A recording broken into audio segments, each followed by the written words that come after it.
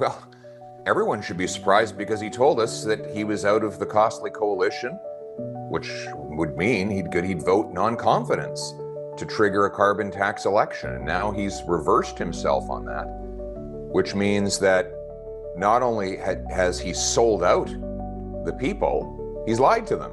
He lied when he said that he had ended the coalition. He's now staying in it, and he's refusing to trigger that carbon tax election. And we know why.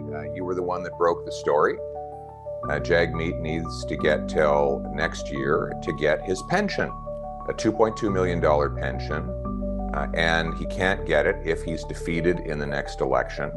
So he's making Canadians who are lined up in food banks wait. 35-year-olds living in mom's basement because housing costs have doubled under the NDP Liberals, they have to wait.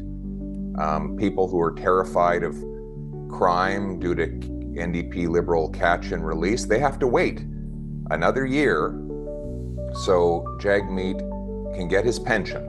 And my message to him is put goodness before greed. Put the people before your pension. Vote for a carbon tax election now, Jagmeet Singh. Picked up the carbon tax agreement, but then he taped it back together, and it's still in place.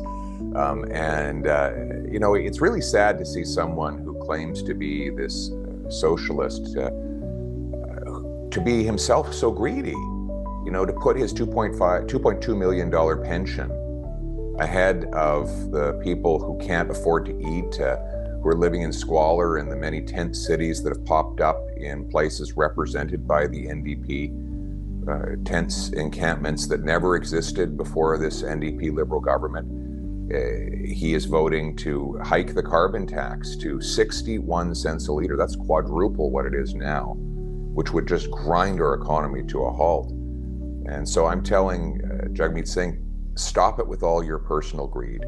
It's not the job of taxpayers to pay for your BMWs, your Gucci suits, your fancy watches. It's your job to represent them and do what you said you would do, which is to rip up the agreement for real and trigger a carbon tax election now. You want to dismantle healthcare in this country, Pierre Poilievre? No, and you don't need to take my word for it because I have a record. When I was part of the common sense conservative government of Stephen Harper, something for which I'm very proud, we increased health spending every year by 6%, which is more than it has increased under the NDP Liberals. And we did that while successfully balancing the budget and lowering taxes for Canadians. How? We got rid of waste. We cut back on outside consultants, special interest groups, and bureaucracy, so that we had more money for taxpayers' wallets and for healthcare in Canada. In fact, I'm the only one who has a common sense plan to bring more doctors. We've got 20,000 immigrant doctors and 32,000 immigrant nurses who can't work simply because they can't get licenses, even though they had very successful careers in other countries with similar standards.